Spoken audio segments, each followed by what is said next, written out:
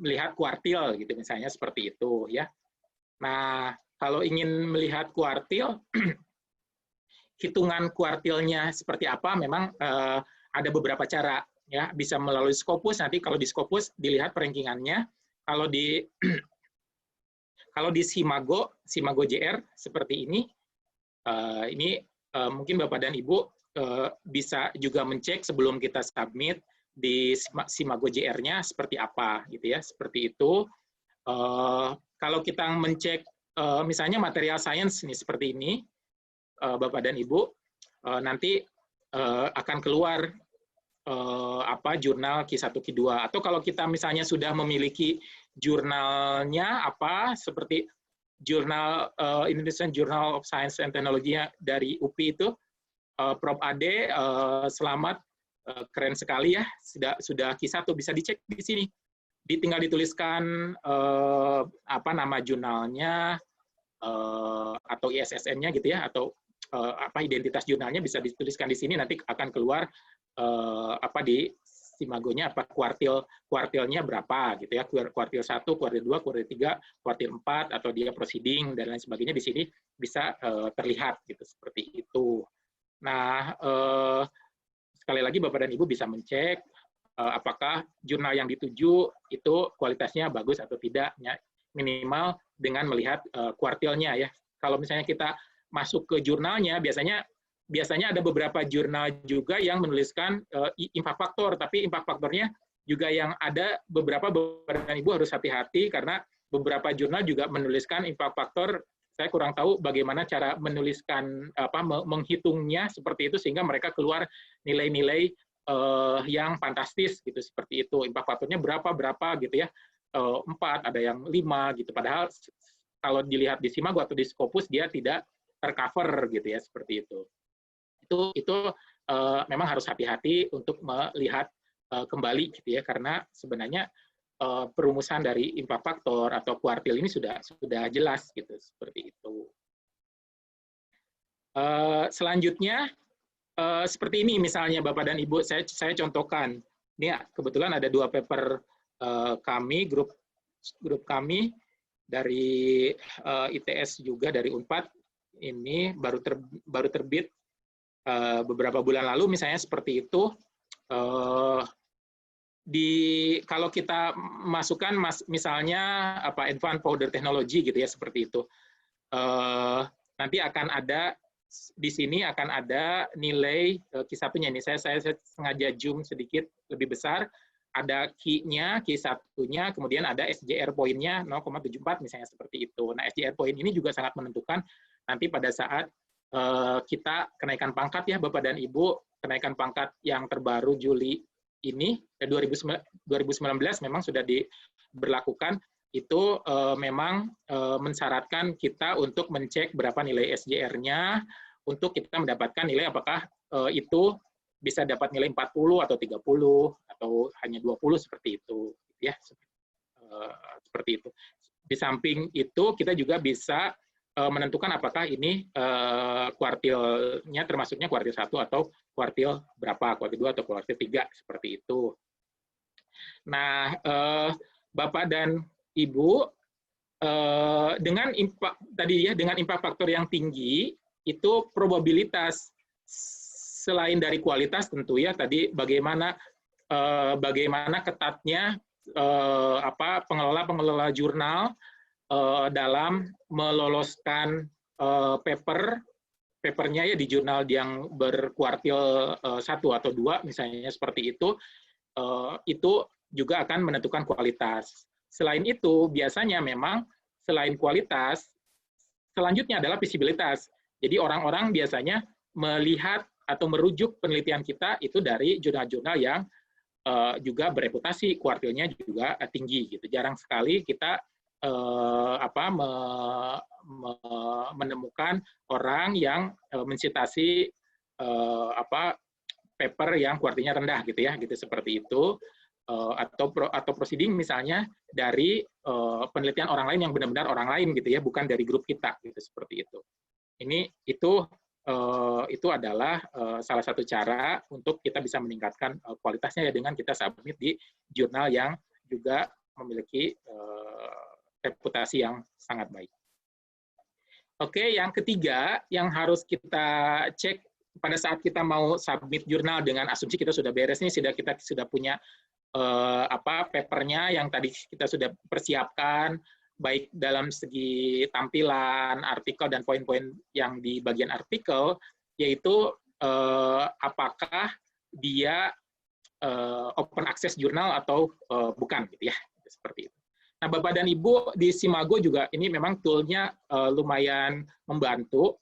Kita bisa lihat seperti tadi, misalnya kita mencek paper kita bisa atau kita bisa melist beberapa paper kita yang mana yang open access. Jadi open access itu maksudnya tentu kalau misalnya jurnal-jurnal yang harus pada saat kita membukanya harus berbayar, berarti kan ada resiko orang tidak mau bayar hanya untuk melihat, hanya untuk membaca, hanya untuk mendownload, kan seperti itu ya, di jurnal-jurnal berbayar.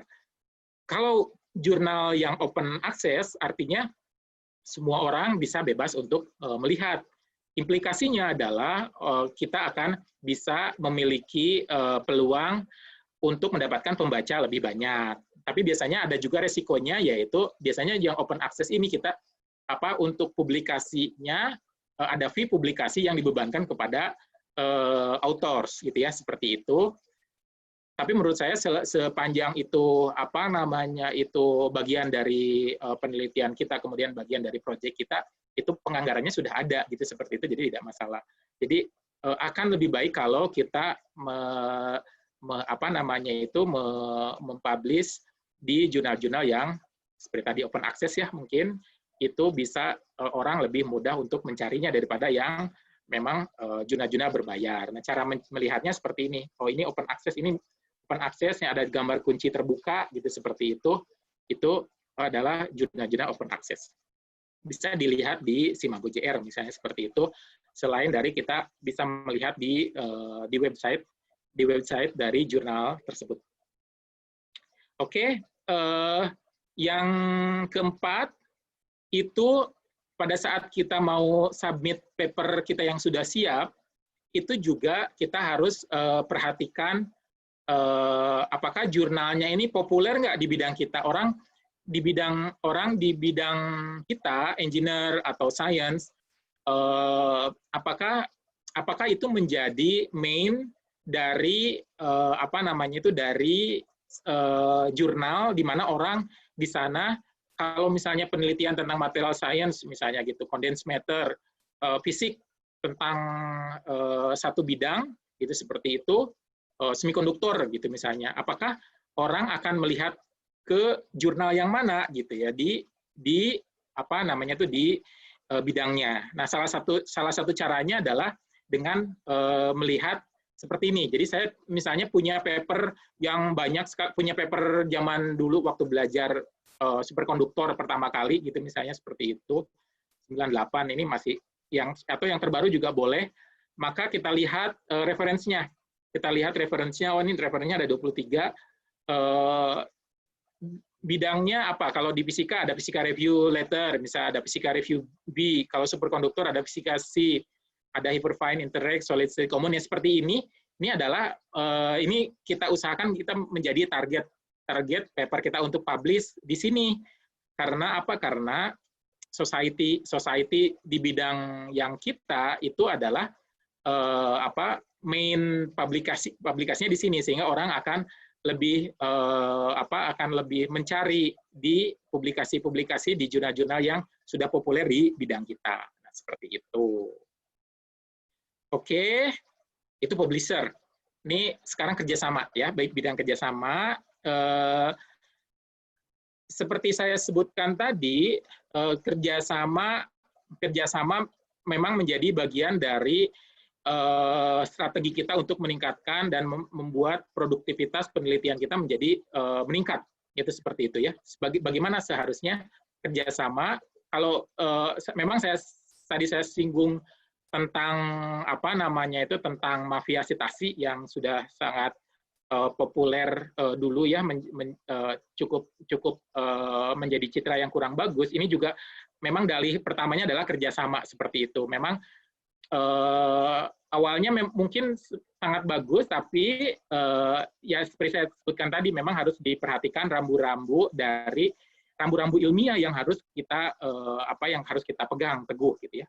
Kerjasama itu tentu adalah kerjasama pada bidang-bidang yang sesuai. Memang kita dianjurkan untuk multi bidang seperti itu, betul, multi bidang, tapi tetap multi bidang dengan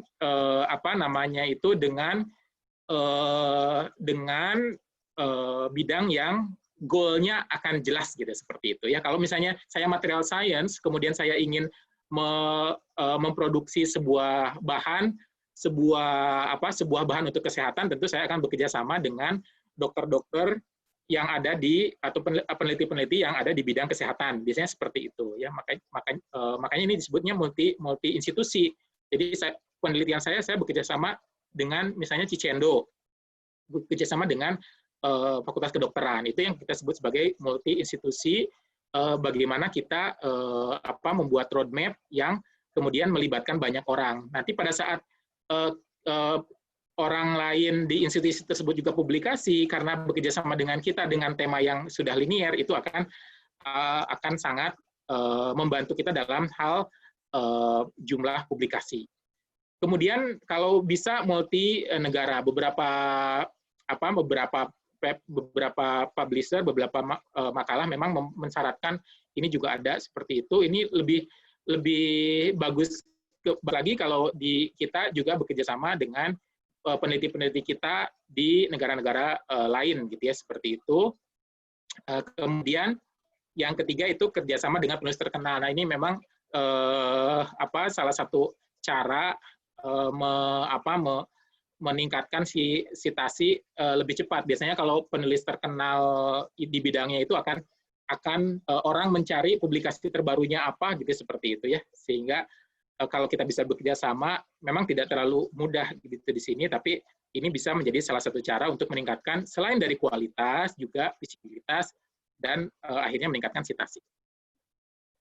Oke, kemudian ini yang terakhir yaitu pekerjaan setelah publikasi. Jadi ceritanya kita sudah publikasi, setelah proses review dan lain sebagainya, yang harus kita lakukan biasanya kita lupa ya, seperti itu adalah promosi gitu ya, promosi. Seperti hanya yang tadi saya lakukan, misalnya saya baru publish paper, pada saat saya presentasi, biasanya saya perkenalkan sedikit lah gitu ya, mudah-mudahan juga ada yang melihat, oh iya publikasinya tentang ini, kalau PPT-nya di-share, oh juga bisa lihat, oh ada publikasi tentang itu. Itu adalah salah satu bagian dari promosi dari publikasi kita setelah publikasi, tentunya setelah terbit. Caranya ada 5, ini seperti ini. Mungkin Bapak dan Ibu punya cara yang lain juga bisa. Yang pertama harus disimpan di repositori ya, di repositori. Mungkin Bapak dan Ibu sudah juga mengikuti beberapa link ya, ResearchGate dan lain sebagainya. Itu kalau disimpan di sana biasanya ada beberapa orang yang kemudian meminta, kemudian membaca dan lain sebagainya, itu statistiknya kita bisa lihat.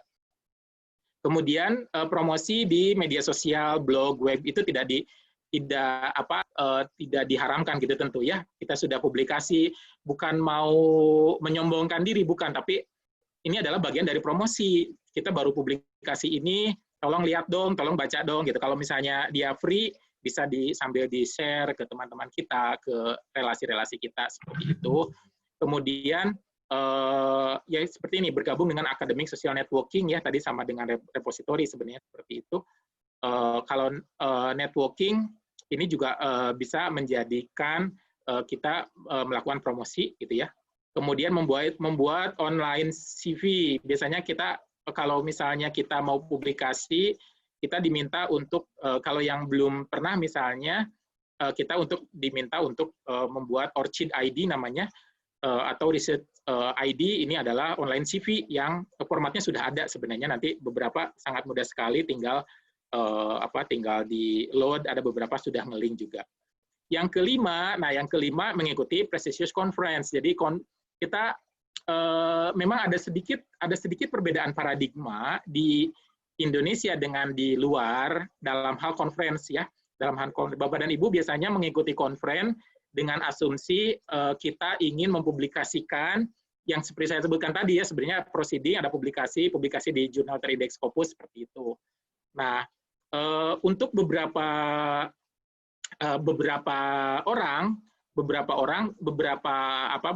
kolega kita terutama di luar negeri, biasanya konferensi ini untuk beberapa orang yang memang sudah ahli di bidangnya, konferensi ini dijadikan sebagai alat untuk promosi kita. Tadi saya baru publish paper ini nih, pada saat presentasi itu menjelaskan paper ini tuh menjelaskan tentang apa gitu. Jadi memang kebalikan dari anggapan kita bahwa conference itu sesuatu yang belum pernah kemudian kita akan publikasikan seperti itu. Jadi ini adalah bagian dari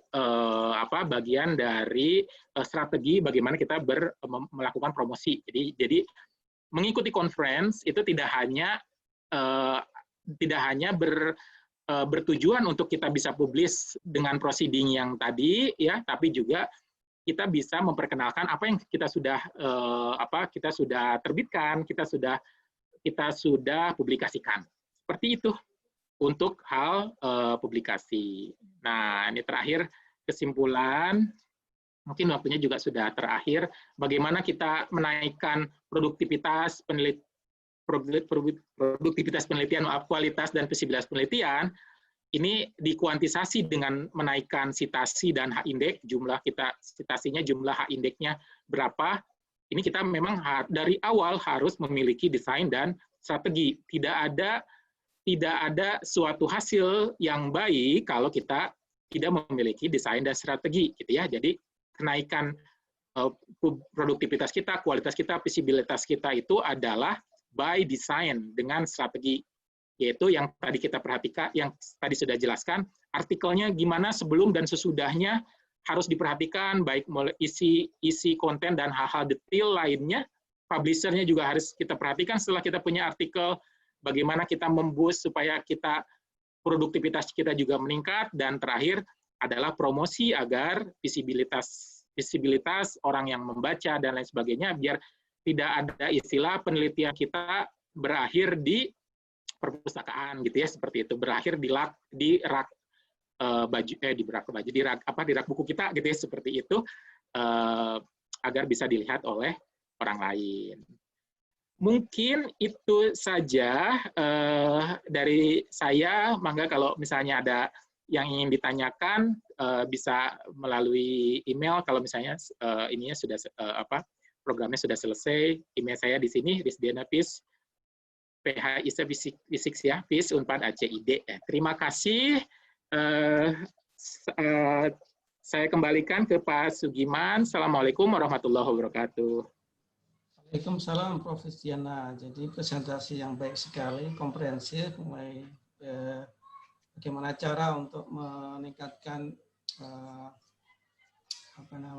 kualitas ya, kemudian visibilitas, mulai dari artikel sampai ke promosi. Jadi mungkin nanti pertanyaannya di akhir sesi Prof. Risdiana. Mohon standby. Selanjutnya untuk presenter yang ketiga, narasumber yang ketiga, kami persilahkan Ibu Dr. Susilawati yang akan mengambil tema bagaimana motivasi dan menulis publikasi internasional dan manfaatnya. Jadi kami persilahkan Ibu Dr. Susilawati. Ya, baiklah. Assalamualaikum warahmatullahi wabarakatuh. Waalaikumsalam. Terima kasih kepada panitia PCMC, kepada Pak Moderator, Pak Dr. Sugiman. Perkenalkan, saya Susilawati dari Universitas Mataram. Saya izin share screen ya, Bapak. Sebelumnya saya sapa Pak Prof. Risdiana. Selamat berjumpa di virtual, Pak. Ya, biasanya kita senang berjumpa kembali. Ya, biasa kita jumpa di conference. Iya, betul. Tahun ini kita jumpa lewat virtual, Pak Lain, Prof. Ya. Okay. maaf saya presentasikan hal pengalaman saya yang tidak seberapa nih Pak Prof, para peserta sekalian. Saya masih disebut ya pemula mungkin ya Pak Prof. Baiklah, para peserta sekalian yang saya hormati, ada beberapa yang ingin saya sampaikan, yaitu tentang membangun motivasi dalam menulis artikel bereputasi internasional maksudnya.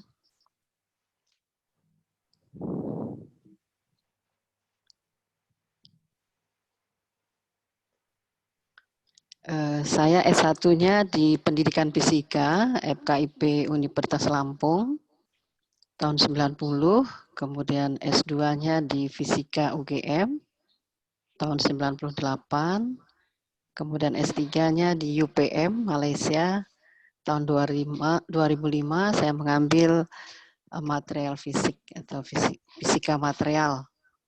Nah, untuk bidang riset saat ini, ada fisika radiasi tentang indikator label dalam bahan anti hama, kosmetik, coklat, dan lain-lain.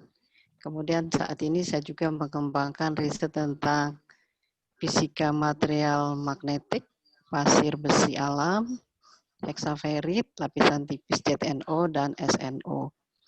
Jadi untuk saat ini publikasi saya banyak ke material penyerap gelombang mikro. Nah, saya mau bicara tentang motivasi kepada Bapak Ibu sekalian. Mengapa motivasi ini sangat penting? Karena motivasi menulis itu, motivasi akan menentukan proses untuk mencapai tujuan. Jadi kalau kita ingin menulis sesuatu, artikel, baik itu di jurnal internasional maupun jurnal terakreditasi nasional, harus ada motivasi yang tepat untuk menjalankan perjalanan panjang publikasi di jurnal internasional. Karena kita tahu bahwa perjalanan untuk suatu artikel sampai dipublikasi itu bukan perjalanan sehari dua hari, bukan perjalanan sebulan dua bulan, banyak tantangan yang kita harus hadapi, sehingga kita memerlukan motivasi yang kuat. Mengapa kita harus menulis artikel itu? Apa masalahnya? Nah, permasalahan kita sebagai dosen atau seorang guru, biasanya yang pertama itu tidak punya banyak waktu untuk menulis. Nah, ini suatu masalah juga. Mengapa terutama ibu rumah tangga seperti saya misalnya, yang sibuk mengajar, kemudian membimbing mahasiswa, mengurus anak, suami. Nah, itu waktunya sedikit. Kalau kita pikir untuk bagaimana kita punya waktu untuk menulis artikel. Jadi bagaimana kita mencuri waktu, istilahnya, memanage waktu untuk kapan kita bisa menulis artikel. Nah, permasalahan kedua yang sering muncul adalah kita tidak punya banyak ide. Nah, ide apa yang kita tulis? Ini kadang-kadang juga menjadi suatu permasalahan. Tidak ada penelitian. Mungkin kita tidak dapat grant riset. Mungkin tidak ada dana dari fakultas, dana PNBP tidak ada, universitas tidak ada, yang nasional juga tidak ada. Nah, ini suatu kendala juga. Bagaimana kita mau menulis artikel sementara kita sendiri tidak ada penelitian. Nah, ini kadang-kadang menjadi kendala seorang dosen atau seorang guru untuk dapat menulis di suatu jurnal. Yang keempat, kita tidak memiliki grup atau tim penelitian. Nah, ini juga suatu kendala atau suatu masalah. Nah, yang paling sering kita hadapi adalah bahasa Inggris kita kurang baik. Nah, karena kita orang Indonesia, asli kita bicara Indonesia, menulis bahasa Indonesia, saat kita mau mempublish artikel kita di jurnal internasional, kita membutuhkan bahasa Inggris. Sementara bahasa Inggris kita pas-pasan. Nah, ini juga suatu masalah. Kemudian masalah yang berikutnya adalah lelah setelah menjalankan aktivitas mengajar dan membimbing mahasiswa. Ini sering sekali kita hadapi sebagai seorang dosen. Lelah setelah menjalankan aktivitas sehari-hari.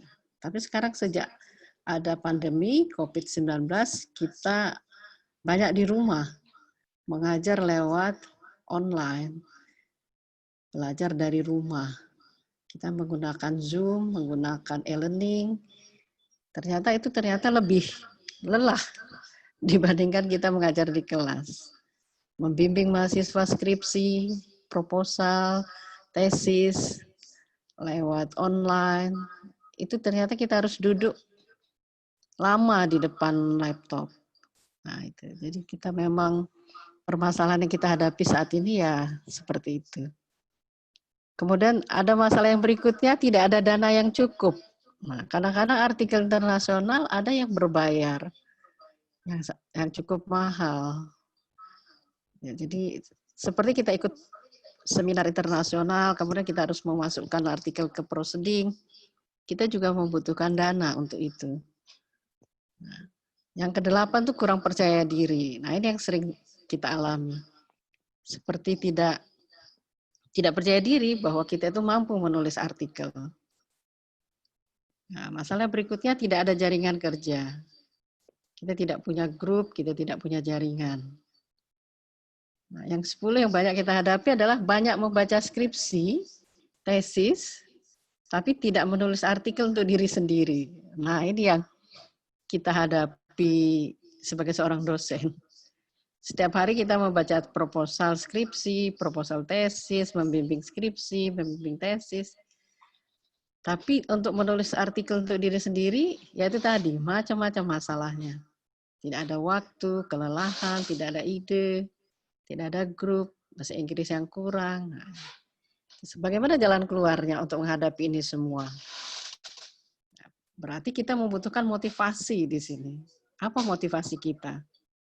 Tentu motivasi itu harus kita tanamkan dalam diri kita, karena motivasi ada dua jalan yang saya tahu, yaitu motivasi dari dalam diri kita dan motivasi dari lingkungan kita.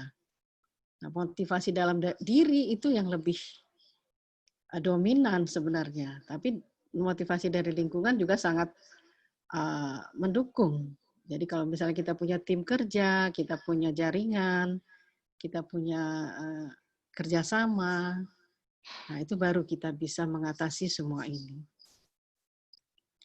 Nah, apa yang akan kita hadapi dalam menulis artikel? Nah, menulis artikel di jurnal internasional sangat membutuhkan energi dan stamina yang besar. Jadi sepertinya sesuatu yang besar yang kita harus hadapi. Mengapa demikian? Karena menulis artikel di jurnal internasional bukan pekerjaan yang singkat, jadi bukan sehari 2 hari, bukan sebulan 2 bulan. Mengapa? Kita diperlukan waktu yang panjang dalam proses penelitian untuk mendapatkan hasil, terutama misalnya contohnya saya dalam material science, dalam fisika material, saya membutuhkan waktu yang panjang untuk proses penelitian.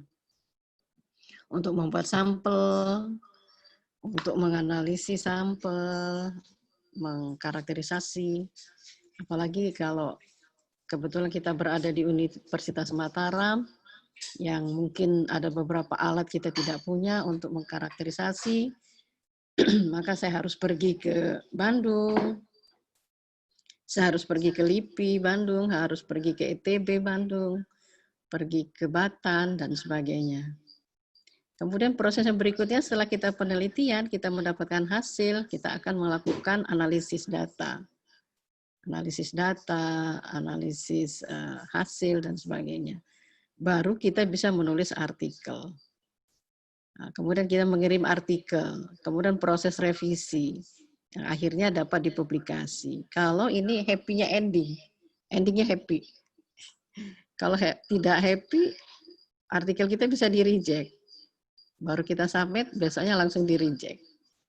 Nah, itu pengalaman-pengalaman selama ini. Jadi tidak selalu perjalanan itu singkat, panjang, berbulan, bertahun.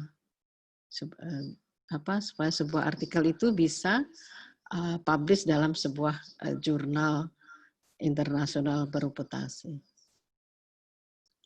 Nah, yang berikutnya, mengapa perlu menulis artikel di jurnal internasional? Apa manfaatnya buat kita?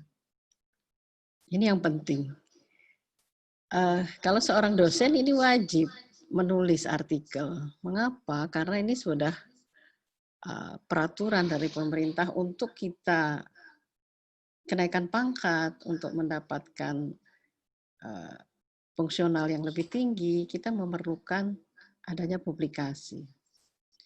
Manfaatnya apa? Yang pertama, memperoleh pengakuan profesional dari kalangan profesi kita masing-masing. Oh, berarti benar seorang dosen itu adalah seorang dosen yang profesional dalam profesi. Jadi kita misalnya orang fisika, maka kita membuat artikel tentang fisika material. Jadi kalau ada perkumpulan nanti atau pertemuan antar profesi, kita bisa melihat posisi kita ada di mana. Nah, di situ kalau kita sudah menuliskan artikel di jurnal, maka orang akan tahu, oh benar kita berarti memang profesinya adalah peneliti di bidang fisika material.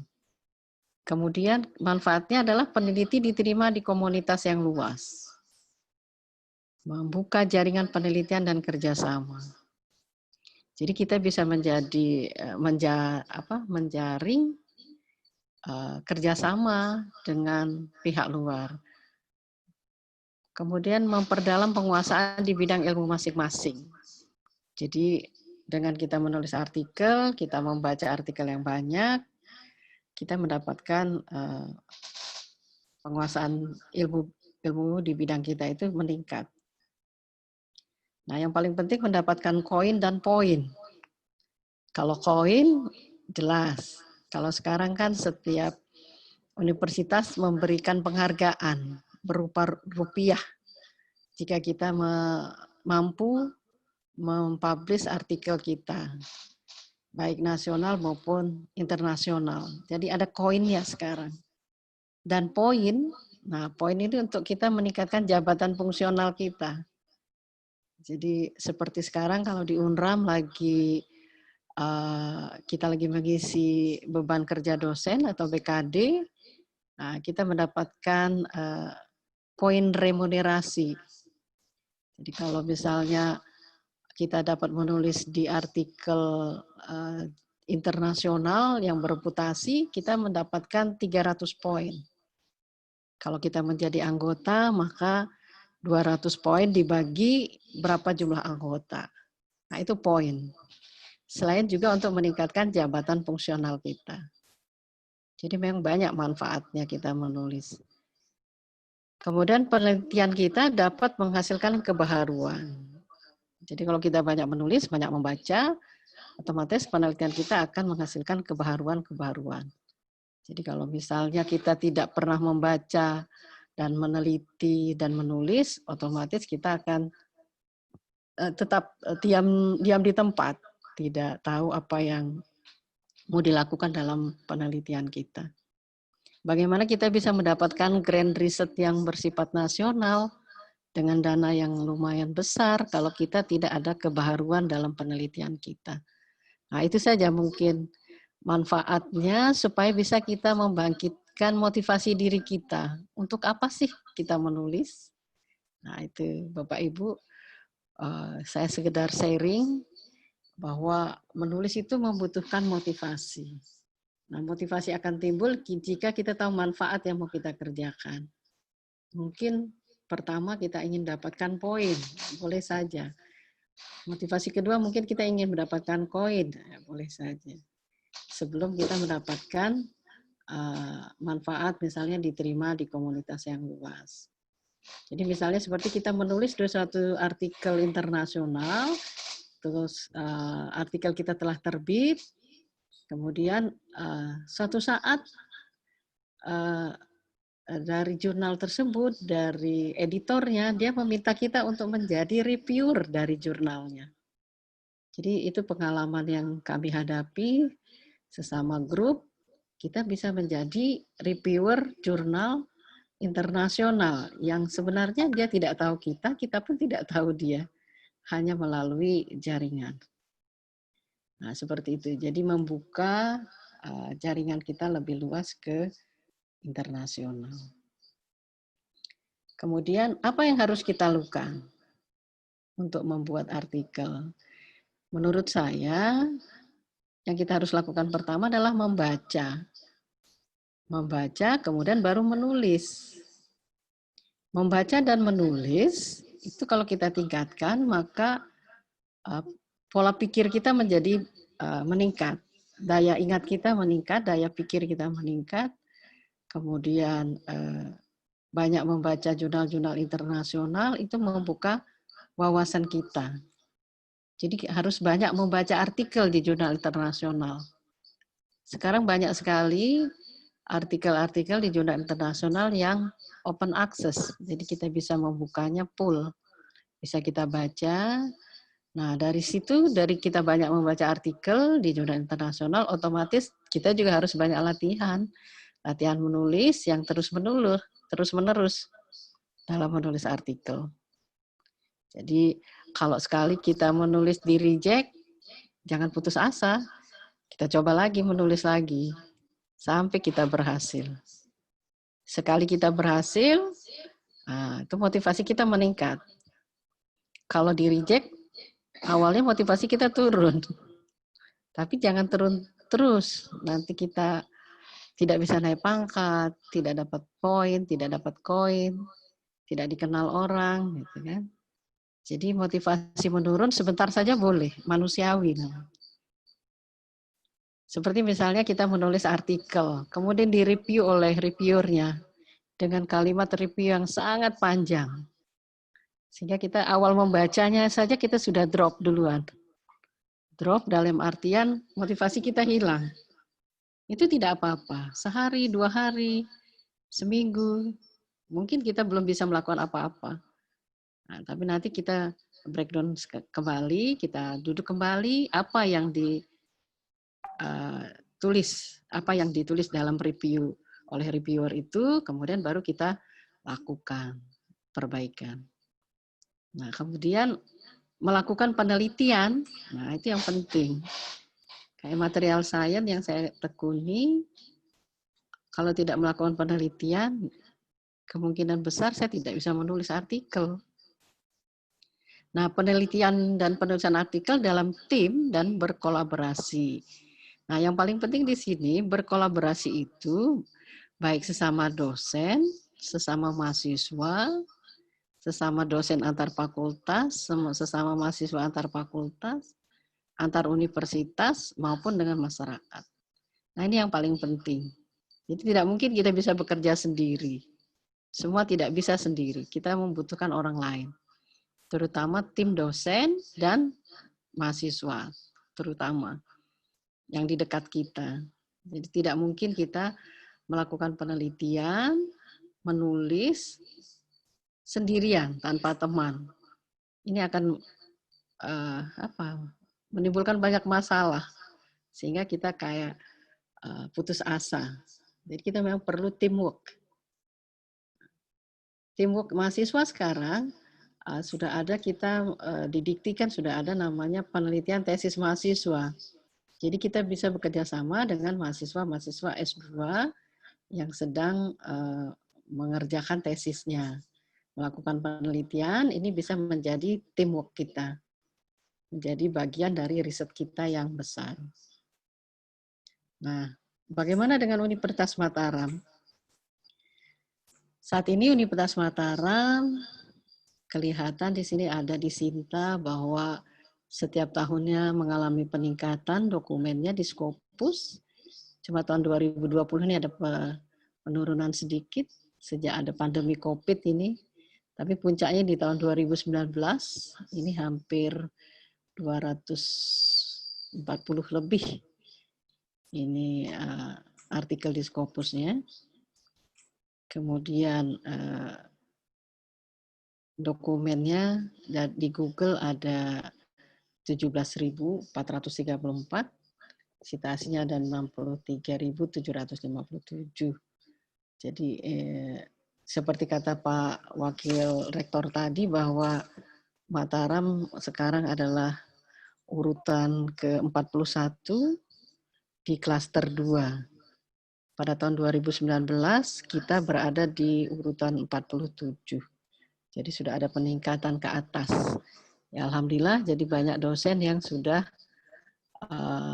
melakukan menulis artikel di jurnal-jurnal internasional yang terindeks Scopus. Jadi kalau kita lihat dokumen per Scopusnya, kemudian ini banyak dilakukan yang di sini, yang kuning ini lektor. Jadi ada 361 dosen yang ada jabatan fungsional lektor yang membuat artikel ada di Sinta, yang tersitasi, maksudnya yang terrekod di Sinta.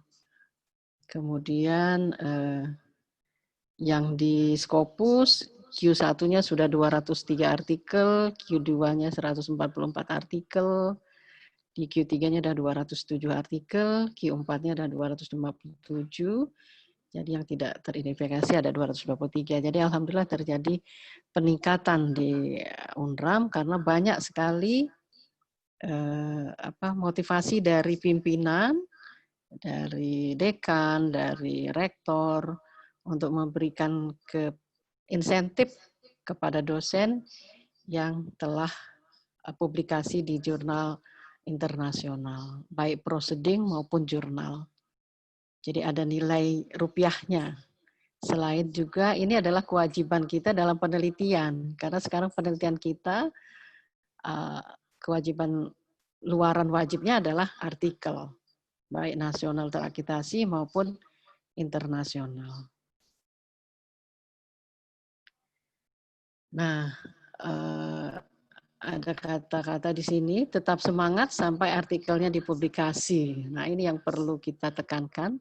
Yang pertama adalah langkah-langkah. Kita harus mempunyai payung penelitian. Ya, jadi ini ada grup riset yang bisa berisi dosen, mahasiswa, kerja sama-sama dosen universitas lain, atau tim dari lab, laboratorium. Kita mempunyai payung penelitian di grup riset kita. Sebelum kita membuat rencana penelitian, kita membuat proposal, kita mengajukan pembiayaan proposal ke Dikti atau ke universitas. Setelah itu proposal kita didanai oleh Ristek Dikti atau oleh Pemda, atau universitas kita sendiri, atau dana mandiri atau grup riset. Nah, setelah ada payung juga kita bisa melaksanakan penelitian, akhirnya memperoleh data penelitian. Nah, data penelitian itu kita olahnya dikerjakan bersama tim riset. Jadi olah data penelitian tidak mungkin kita sendiri. Dengan kesibukan kita yang banyak, mengajar, membimbing mahasiswa, melakukan pengabdian masyarakat, melakukan penelitian, tidak mungkin kita lakukan sendiri. Jadi harus ada bersama tim riset. Setelah olah data penelitian, baru kita bisa membuat artikel, apakah itu bereputasi nasional ataupun internasional. Nah, saya tidak ingin mengulang lagi apa yang sudah dikatakan oleh Prof. Risdiana tadi, bahwa di dalam publikasi itu memang ada beberapa yang biasanya diminta oleh jurnal. Yang pertama tentang judul. Judul itu harus ringkas, jelas, tidak lebih dari 20 kata, kosakata. Abstrak itu berisi tujuan, metode, hasil, pernyataan, kesimpulan. Nah, ini kadang-kadang kita lupa, di abstrak itu kita hanya bicara tujuan dan hasil. Metode kadang kita lupakan. Kemudian kesimpulan juga kadang dilupakan. Nah, kata kunci maksimal 5 kata kunci dari judul artikel. Nah, pendahuluan tadi berisi informasi studi literatur yang mendukung dalam penelitian. Metode berisi langkah-langkah eksperimen yang rinci, dilengkapi dengan flowchart atau bagian eksperimen. Nah, hasil pembahasan yang sering kita lupa tadi, seperti kata Prof. Risdiana, tabel kita tidak kita sebutkan dalam teks. Hilang, grafik juga. Nah, yang dilengkapi dengan pembahasan apa, mengapa data itu ditampilkan. Kesimpulan itu harus ringkas, kemudian ucapan terima kasih kepada pihak pendukung dana, laboratorium, atau orang yang telah membantu, kemudian kepustakaan. Nah, ini adalah tahapan pembuatan artikel yang bereputasi biasanya seperti ini, baik nasional maupun internasional.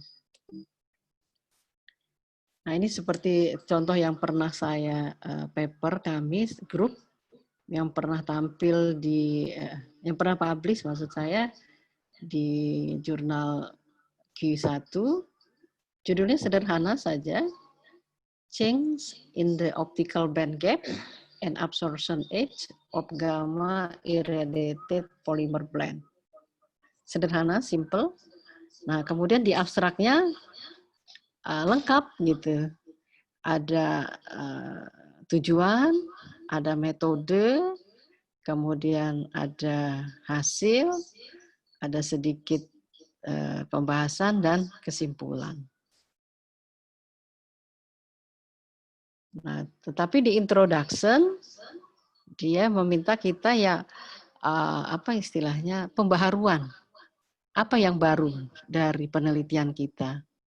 Jika orang sudah melakukan apa, kita melakukan apa, mungkin kita mengulang penelitian orang, tapi kita memperbaiki atau mengisi celah gap di antara penelitian-penelitian sebelumnya.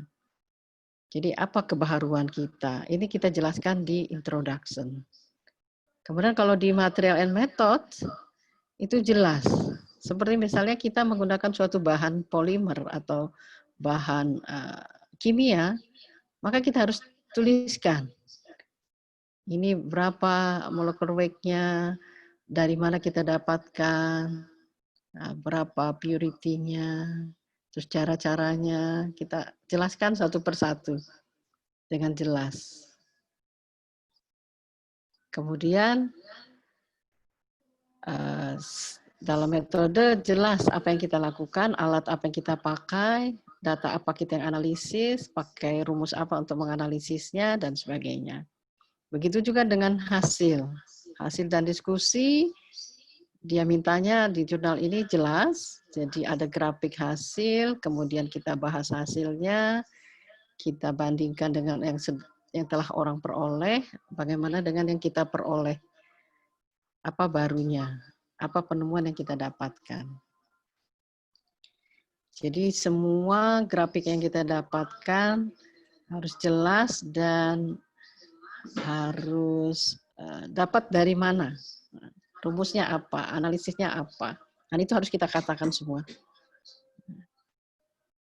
Nah, seperti itu. Jadi semua data harus kita analisis. Dari data alat kita analisis kembali. Jadi kalau data alatnya mungkin sedikit, tapi analisisnya banyak.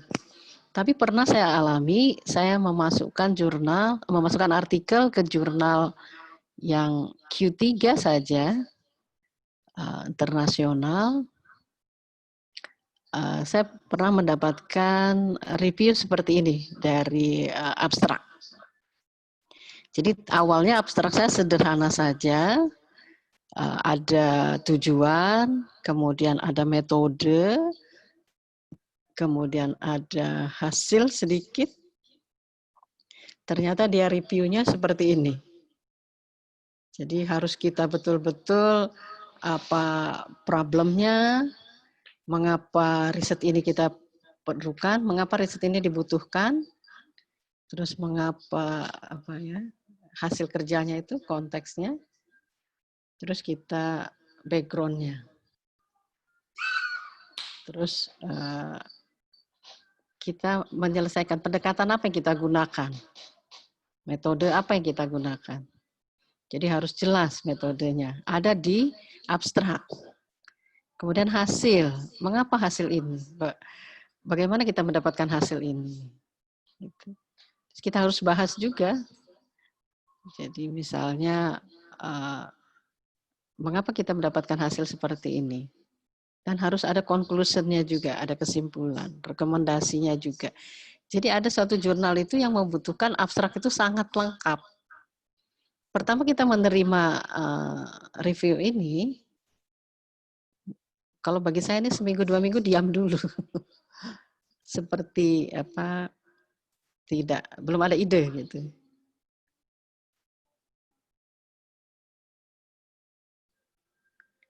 Nah, setelah lama kita berpikir apa maunya, kemudian kita tulis dalam bahasa Indonesia, dalam bahasa Indonesia baik dan benar. Kita diskusi dengan teman riset kita diskusi seperti apa kita menyusunnya, baru kita submit kembali. Nah, waktu kita submit kembali itu belum tentu langsung benar. Baru dari abstrak saja, belum yang lainnya. Belum introduction-nya, belum hasilnya, dan sebagainya. Kemudian ada lagi dari pustakanya. Nah, pustakanya juga dulu kita mendapatkan paper yang yang open access, biasanya itu tidak jelas. Misalnya zaman dulu tidak ada misalnya DOI-nya ada yang tidak, gitu kan. Kalau sekarang mah sudah tidak masalah. Setiap paper biasanya sudah ada DOI-nya. Jadi dia minta juga referensi yang jelas. Nah, ini contoh yang saya ikuti seminar internasional dengan Pak Prof. Prisdiana yang dimasukkan ke scientific.net. Ini ada material science forum.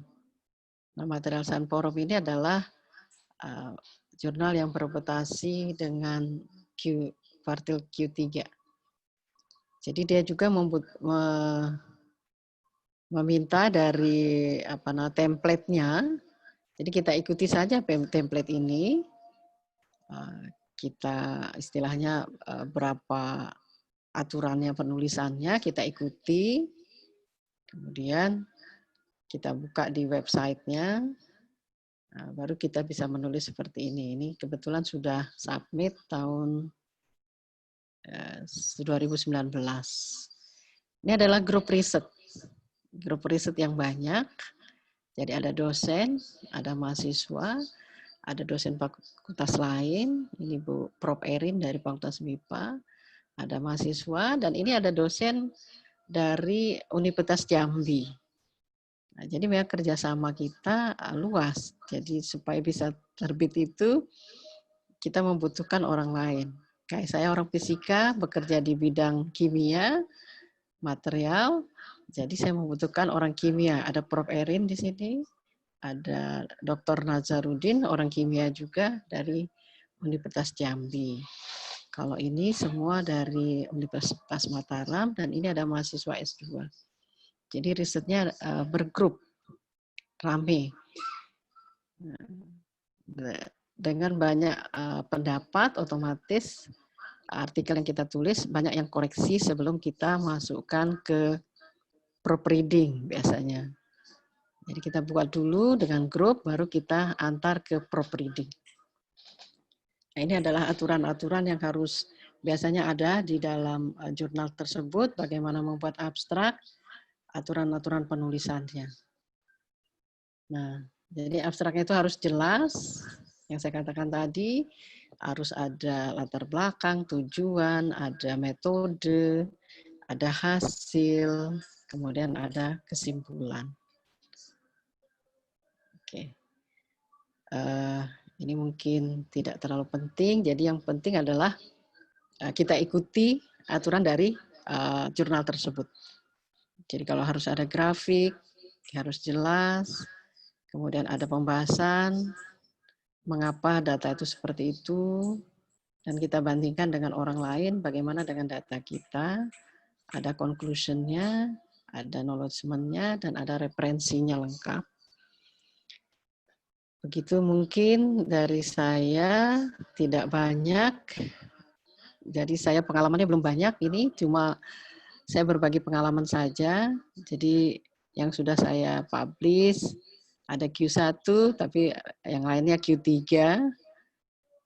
Jadi saya bidangnya ada yang di gamma, radiasi, ada di penyerap gelombang mikro untuk saat ini, kemudian ada juga di lapisan tipis. Demikian dari saya, motivasi sedikit untuk membangkitkan semangat Bapak Ibu sekalian, teman-teman dosen dalam menulis paper di jurnal internasional. Terima kasih banyak. Assalamualaikum warahmatullahi wabarakatuh.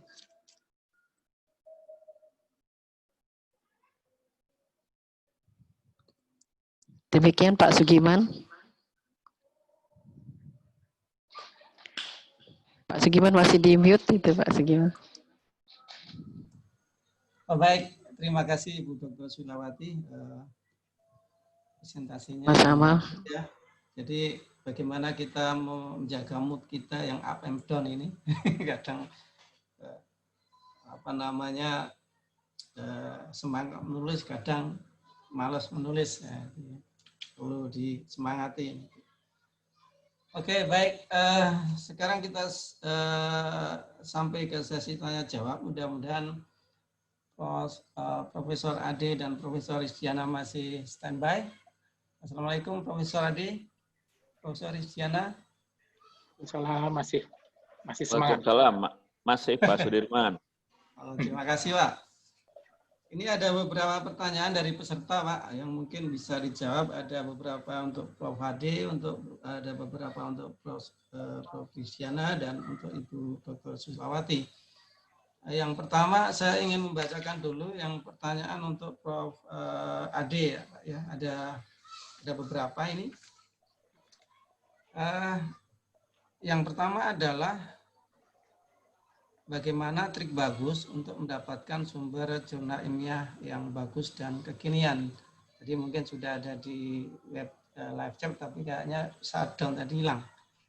Dari siapa saya kurang tahu. Tapi seperti itulah pertanyaan. Itu yang pertanyaan pertama. Mungkin bisa langsung dijawab.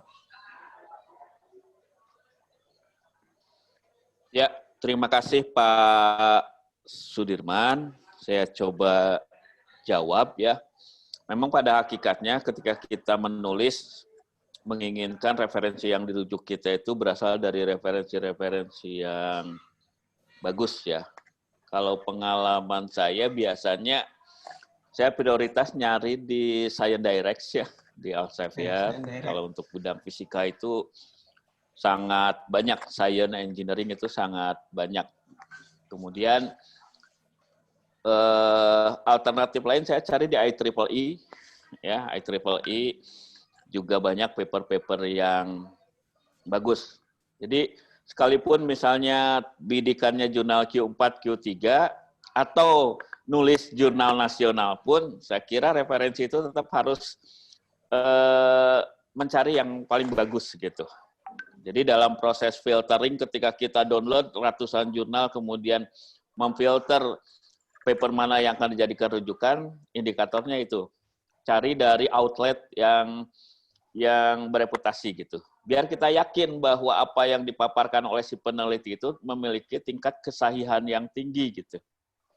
Ya, karena tidak selalu jurnal-jurnal berbahasa Inggris itu hasilnya bagus. Kadang-kadang kita tuh sudah terhipnotis duluan melihat paper berbahasa Inggris gitu ya. Tapi ternyata isinya nggak bagus-bagus amat gitu ya. Sehingga filternya cari di jurnal-jurnal yang memang memiliki reputasi bagus di bidang ilmunya masing-masing gitu ya. Terutama ini nih Bapak Ibu kalau nulis untuk jurnal nasional Sinta 1, Sinta 2 dibiasakan juga referensi itu dari outlet global gitu, bukan hanya dari lokal. Itu penting biar untuk pembiasaan. Ketika naik level nulis di jurnal internasional sudah biasa.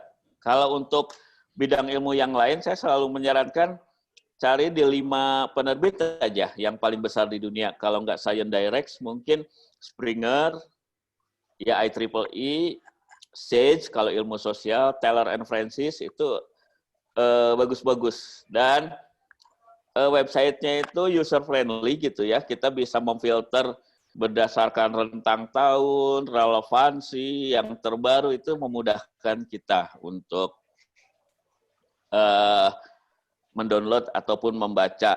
Kemudian keuntungan ya, keuntungannya kita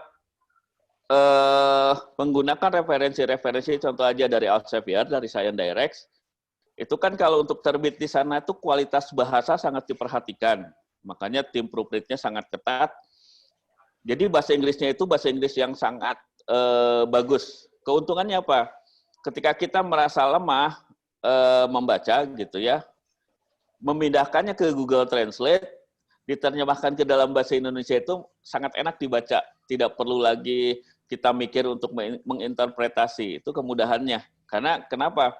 Mesin learning seperti Google Translate itu dia akan sangat baik mentranslate kalau inputan bahasanya itu sempurna gitu dari sisi grammar dan lain-lain.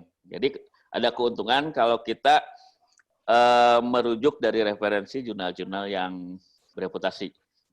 Itu Pak, terima kasih. Baik, terima kasih atas jawabannya. Mudah-mudahan ini berguna bagi peserta yang lainnya karena jawabannya bagus. Jadi bagaimana mendapatkan artikel yang kekinian dan up to date ya. Jadi ada beberapa publisher yang terkena yang bagus untuk dilihat. Baik, saya ke Profesor Rizdiana. Assalamualaikum Profesor Rizdiana.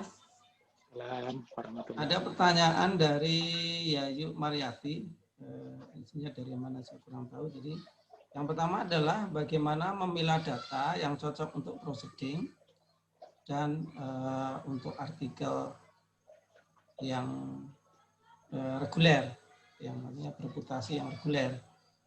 Kemudian juga ada berapa jumlah citasi maksimal dari paper kita, misalnya yang mungkin maksudnya adalah sertifikasi untuk jurnal reguler bereputasi. Demikian, Prof. Baik, terima kasih. Oke, baik, terima kasih atas pertanyaannya. Pertama tentang memilah data ya, memilah data memang memerlukan keahlian, memerlukan diskusi menyeluruh dengan tim dan mungkin beberapa teman, seperti itu. Memang kalau di grup kami biasanya kita pilah data-datanya itu misalnya data-data yang sifatnya pendahuluan gitu ya. Ada kalau kita misalnya kita mendapatkan data itu ada data-data pendahuluannya atau data-data yang sifatnya unsur kebaruannya memang tidak terlalu tinggi gitu ya, misalnya seperti itu. Misalnya seperti ini, kalau misalnya di grup kami material science misalnya seperti itu, proses sintesis itu kan itu juga perlu pendalaman yang bagus ya, yang baik. Ada mahasiswa S2, S3 juga kita melakukannya berkali-kali gitu seperti itu sampai mendapatkan satu parameter penting gitu, misalnya seperti itu ya. Misalnya kalau di material science itu adalah XRD gitu, misalnya XRD itu adalah X-ray diffraction itu adalah salah satu analisis, salah satu karakterisasi untuk menentukan bahan yang kita buat itu jadi atau tidak. Nah, seperti itu. Nah, saya biasanya data-data itu saya masukkan ke proceeding gitu ya, seperti itu. Jadi oke, kita materialnya sudah dibuat seperti ini gitu, atau kalau misalnya Bapak dan Ibu meneliti tentang surface misalnya ya, surface permukaan, bisa SEM, data SEM itu kan juga data-data yang sangat mudah ditemui. Kalau di material science misalnya itu menjadi data yang umum gitu ya, data umum, bukan data bukan data main yang benar-benar bisa memunculkan sesuatu atau bisa menginterpretasikan sesuatu yang benar-benar baru, misalnya seperti itu. Nah, biasanya saya masukkan data-data preliminary atau data-data pendahuluan ya, atau data-data yang tadi sifatnya memang lebih general gitu ya, seperti itu. Saya masukkan di proceeding gitu ya. Tapi juga harus kita kita perhatikan seperti halnya yang biasa kita lakukan di material science dengan Bu Susi, Pak Aris, dan teman-teman di material science gitu, biasanya kita juga conference tapi kita attach ke salah satu publisher juga yang bagus, kemudian juga ketat gitu ya, walaupun misalnya itu adalah apa istilahnya hasil dari conference gitu, tapi itu kita attachkan dengan beberapa paper yang bagus. Itu juga kita harus hati-hati karena nanti pada saat pemilahan kalau misalnya terlalu dangkal juga kemungkinannya di reject itu sangat tinggi. Jadi memang kalau memilah-milah itu memang harus dilihat juga targetnya gitu ya, seperti yang saya sebutkan tadi. Kalau misalnya di proceeding conference yang biasanya kita kelola, biasanya kita attach ke jurnal yang bagus, itu memang perlakuannya agak sedikit berbeda daripada kita kalau misalnya kita mau publish di conference yang misalnya tidak terlalu ketat gitu ya. Tadi misalnya AIP biasanya tidak terlalu ketat, AIP Conference Proceeding atau IOP Journal of Physics gitu, itu lokal, biasanya si reviewernya masih dari si pengelola conference tersebut. Maka kita harus bisa memilih kira-kira kualitas data kita seperti apa. Termasuk nanti kalau ini mau jurnal yang reguler gitu, benar-benar reguler yang tidak attach ke conference tertentu gitu misalnya seperti itu, maka data-data komplit, set data yang bagusnya itu kita akan tampilkan. Kita tidak perlu menampilkan secara redundant pengulangan. Misalnya yang conference tadi ada X-ray-nya ya, ada X-ray-nya. Di jurnalnya kita mau tampilkan lagi X-ray-nya, itu tidak perlu seperti itu. Nantinya ada ke-trace dalam bentuk plagiasi ya, kesamaan gitu seperti itu. Tingkat kesamaannya akan semakin tinggi. Misalnya kita bisa menjelaskan saja atau mensitasi, biasanya kalau conference lebih cepat publish-nya, jadi kita bisa mensitasi bagian itu hanya menyebutkan bahwa misalnya strukturnya sudah bagus ya, dengan sistem kristalnya seperti apa gitu, seperti itu hasil dari dengan menuliskan sitasinya. Itu nanti sitasinya paper kita yang di conference itu juga meningkat gitu ya, dan tidak terjadi pengulangan. Itu mudah-mudahan mengerti ya, memang memilah-milah itu harus benar-benar kita pikirkan, kemudian termasuk dalamnya jurnal yang dituju. Tapi pada dasarnya biasanya data-data awal, data-data pelari, ya data-data pendahuluan seperti itu saya biasanya masukkan ke dalam proceeding seperti itu. Nanti udah fix-nya nanti masukkan ke jurnal yang reguler. Kemudian jumlah citasi, memang tidak ada pembatasan jumlah citasi, self citation ya, tidak ada pembatasan. Tapi ya yang seperti saya sebutkan tadi, kalau misalnya jurnal itu bereputasi, biasanya mereka juga men-trace apakah ini nyambung atau tidak. Jadi kembali ke keilmuan kita ya, nilai ilmiah kita, apakah yang kita citasi, yang kita sebut sebagai self citation itu benar-benar berhubungan dengan paper kita atau tidak gitu ya, seperti itu. Jadi yang saya tahu sih jumlah citasi tidak ada pembatasan, mau berapa gitu ya, asal seperti tadi tetap rambu-rambunya itu diperhatikan. Memang saya pernah mendapatkan komen, saya tahun lalu saya masukkan ke Q2 kebetulan, itu dari review-nya dia memberikan komennya itu referensinya kok dari grup yang sama gitu, misalnya seperti itu. Kita minta tolong lebih di broadkan, karena penelitian ini ada beberapa sampai si reviewernya itu memberikan suggestion paper-paper yang berhubungan dengan dengan penelitian kita gitu loh. Untuk baca lagi dong yang ini gitu loh, seperti itu, agar pembahasannya, kemudian sisi lain dari pembahasan itu lebih bervariasi gitu, seperti itu. Itu adalah salah satu cara untuk meningkatkan kualitas dari referensi kita. Mungkin itu Pak Sugiman, mudah-mudahan terjawab ya. Baik, terima kasih. Jawabannya sangat memuaskan ini, karena saya pernah mengalami juga yang sertifikasi berapa jumlah maksimum dikomentari. Oh, papernya maksimal cuma 1 atau 2. Kalau ada yang relevan baru saya bingung. Tapi ini mungkin juga bisa memberi wawasan bagi saya. Oke, baik. Untuk selanjutnya saya ke pertanyaan berikutnya. Mungkin ke Ibu Dr. Suslawati ya. Jadi pertanyaan pertama adalah mungkin ini dari mahasiswanya. Pertanyaannya begini Bu, Dokter. Jadi untuk teamwork penelitian atau penulisan untuk tesis, apakah ada akses khusus ke dosen atau hanya dosen yang mengajak mahasiswa? Biasanya ini tim penelitian biasanya Bu ya. Jadi silakan Bu. Ya, baiklah. Untuk tim dengan mahasiswa biasanya kita di awal-awal perkuliahan di S2 itu biasanya kita ada perkenalan dosen. Jadi misalnya dosen ini si A bidangnya apa-apa, risetnya apa, dosen B dan sebagainya. Nanti terserah mahasiswa itu dia tertariknya kepada tim riset yang mana. Jadi biasanya dia menawarkan diri ke dosen gitu.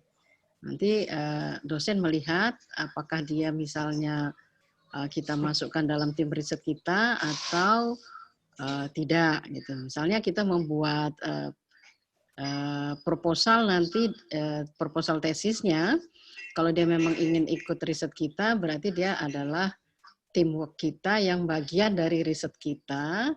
Itu biasanya kita ajukan dalam penelitian tesis mahasiswa.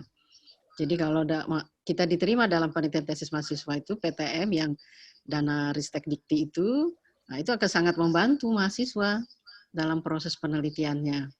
Jadi nanti dananya itu didanai oleh Ristek Dikti, kemudian risetnya masuk dalam payung kita, dia akan sangat dibantu. Biasanya mahasiswa yang seperti itu akan lebih cepat dia melakukan penelitiannya karena dia memang masuk teamwork-nya dosen. Nah, tetapi ada mahasiswa yang dia mungkin ingin mandiri, dia tidak masuk dalam teamwork. Nah, itu biasanya dia membiayai sendiri. Nah, yang repotnya kalau penelitian murni kayak penelitian fisika material itu kan membutuhkan dana yang besar, dana yang tinggi. Nah, jadi kalau dia sendiri, otomatis dia mengeluarkan dana pribadi. Nah, tapi biasanya kalau mahasiswa, kalau S2 itu dia sudah searching sendiri dosen apa yang ingin ia ikuti. Jadi bukan dosen yang mencari, biasanya mahasiswa yang langsung mencari dosennya. Oh, saya mau ikut Bapak, saya mau ikut Ibu untuk riset ini, gitu. Untuk mengajukan proposal tesisnya. Seperti itu Pak Sugiman. Mungkin jawaban saya untuk Ibu Kumala Ratna Dewi Iya, nih kayaknya. Kumala Ratna Dewi. Mungkin Masnya ya. Iya.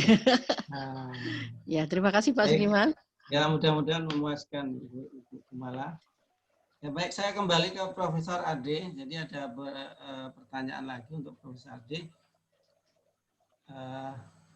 Pertanyaan adalah untuk penelitian yang menggunakan manusia sebagai objek riset. Kadang-kadang di jurnal yang bereputasi itu memerlukan yang disebut sebagai Institutional Review Board. Saya juga kurang tahu ini masalah kode etik mungkin ya. Kemudian pertanyaannya adalah bagaimana mendapatkan Institutional Review Board di institusi masing-masing. Halo, Profesor Adi. Ya. Halo. Halo. Ya. Halo, kedengaran Pak? Ya Pak, kedengaran. Ya, terima kasih. Ya memang khusus ya Bapak Ibu sekalian bagi teman-teman periset yang memang menggunakan objek makhluk hidup sebagai objek risetnya, ya tentunya tidak sembarangan gitu. Kalau Bapak Ibu lihat teman-teman di kedokteran, itu setiap mau eksperimen itu si instrumennya harus lolos dulu dari yang namanya Institutional Review Board ya. Ini memang kelemahan perguruan tinggi di Indonesia ya. Itu di setiap institusi itu belum berdiri secara resmi yang namanya tim Institutional Review Board. Mungkin kedokteran Unpad hanya khusus untuk teman-teman kedokteran, tapi tidak juga untuk di FISIP, di social science yang lain. Sama juga seperti di UPI, gitu ya. Periset-periset di UPI itu banyak berhadapan dengan objek manusia, terutama siswa-siswa yang usianya di bawah 17 tahun, misalnya siswa SMP, SMA, ataupun SD. Nah, itu tuh tidak sembarangan ketika kita harus mengambil data atau berinteraksi dengan mereka, bahwa si instrumen kita itu harus diperiksa dulu, harus lolos dulu, mendapat izin dari tim institutional review board, ya. Kemudian dapat izin juga dari para orang tuanya untuk bisa dilibatkan, itu sangat ketat. Makanya teman-teman yang luput tidak mendapatkan legalitas dari institutional review board ketika publikasi hambatan. Ketika reviewer, misalnya kena aja reviewer dari Eropa, menanyakan apakah sudah lolos dari institutional review board-nya atau tim komisi etiknya, itu kelabakan. Karena kultur di kita belum ke sana. Tapi yang saya amati, teman-teman dari kedokteran itu sudah sangat taat terhadap riset etik dari lembaganya, gitu ya. Tapi untuk bidang ilmu yang lain yang banyak melibatkan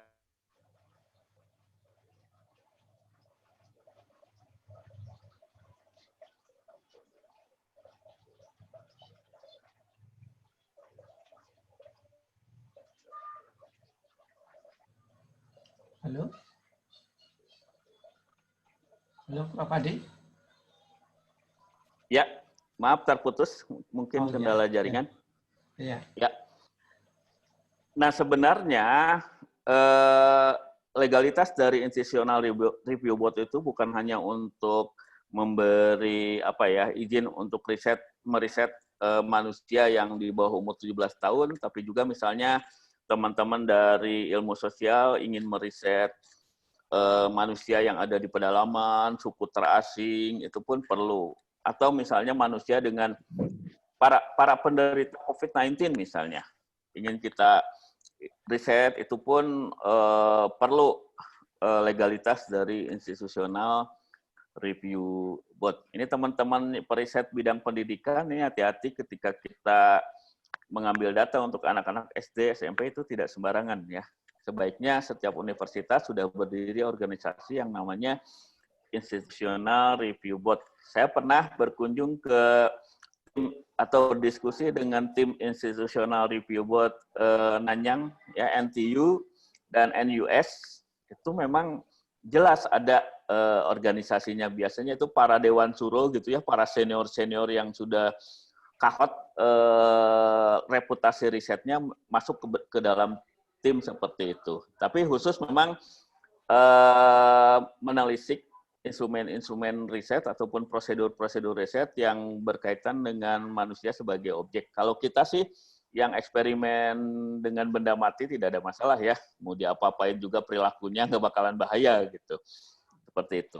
Karena seringkali juga banyak instrumen penelitian yang isinya itu terlalu sensitif, mungkin bisa memicu pertikaian dan lain-lain, itu harus diperiksa oleh tim institutional review board-nya. Kalau misalnya biasanya apply-nya itu online gitu, ada sistem informasi. Ini instrumen yang akan digunakan, apply online, diperiksa. Kalau misalnya bersih, tidak ada poin-poin yang membahayakan, yang berpotensi memicu gitu ya, itu diloloskan. Tapi kalau misalnya ditemukan ada poin-poin yang memicu misalnya, atau ada yang istilahnya itu perlu dikonfirmasi, si penelitinya bisa jadi dipanggil untuk memberikan konfirmasi gitu ya, maksudnya apa dan lain-lain. Kalau clear, oke, jalan. Itu Pak, mungkin gambaran sedikit tentang yang namanya institutional review board itu. Iya, jadi kalau di Indonesia, di universitas kita mungkin masih masih belum lembaga ya. Ya belum banyak gitu ya, saya belum banyak menemukan, kecuali di kedokteran udah sangat biasa. Iya, jadi mungkin yang dari penanya mungkin bisa mengambil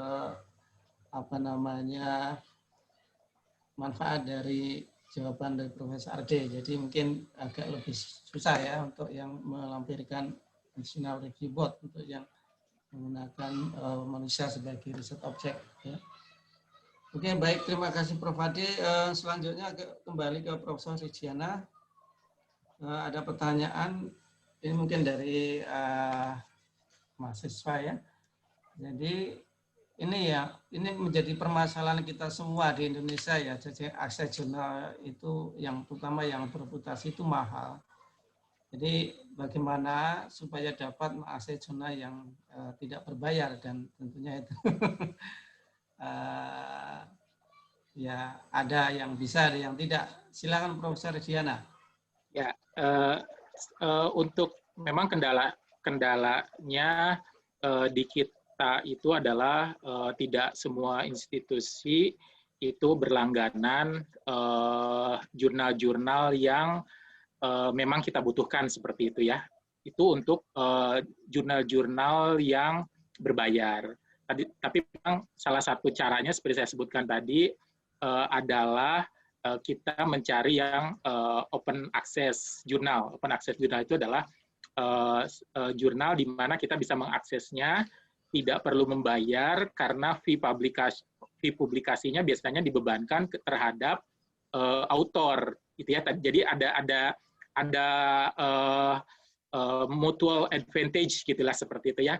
Keuntungan dua-duanya, kita bisa publish, autornya bisa publish, kemudian di jurnal yang bagus, walaupun harus bayar, tapi kemudian kita mendapatkan ada sedikit jaminan bahwa orang akan bisa membaca dengan bebas, gitu seperti itu. Jadi pilihannya pertama adalah memang cari jurnal yang open access, gitu ya. Untuk mahasiswa mudah itu dicarinya. Kalau kita masukkan judul seperti tadi saya sudah contohkan misalnya, gitu ya. Jurnal, nama jurnalnya atau nama judulnya atau nama apa bagian apa yang kita ingin cari, misalnya seperti penelitiannya Bu Susi tentang apa pemurnian pasir besi gitu misalnya, seperti itu nanti akan keluar beberapa jurnal yang bisa diakses dan yang tidak bisa diakses tentu ya. Oleh sebab itu makanya kita cari yang jurnal yang open access. Nah, jika ini trik secara pribadi, jika kita misalnya punya apa namanya ternyata jurnal yang ingin kita baca sekali itu berbayar gitu ya. Nah, kita bisa memanfaatkan yang tadi koneksi di ResearchGate atau di beberapa library itu kita bisa menghubungi penulisnya untuk meminta full text. Itu juga sering kita lakukan dan sering berhasil gitu ya. Terakhir, kalau saya biasanya kalau benar-benar urgent dan apa namanya itu dan benar-benar ingin membaca paper itu gitu ya, dan itu kita tidak langganan, institut kita tidak langganan, itu biasanya saya menghubungi mahasiswa kita atau kolega kita yang sekarang sedang sekolah di luar negeri. Itu adalah cara paling ampuh gitu dan cepat. Sekarang udah bisa WA gitu. Kemarin juga saya baru mendapatkan beberapa paper Nature yang sangat bagus, yang tentu tidak bisa diakses dari Unpad, apalagi sekarang WFH ya, jadi jaringannya juga tidak termasuk dalam jaringan dari institusi, walaupun Unpad sudah langganan Sign Direct misalnya seperti itu. Jadi saya menghubungi mahasiswa S3 saya yang sedang di luar, gitu, minta tolong, ini ada paper ini, minta tolong dong.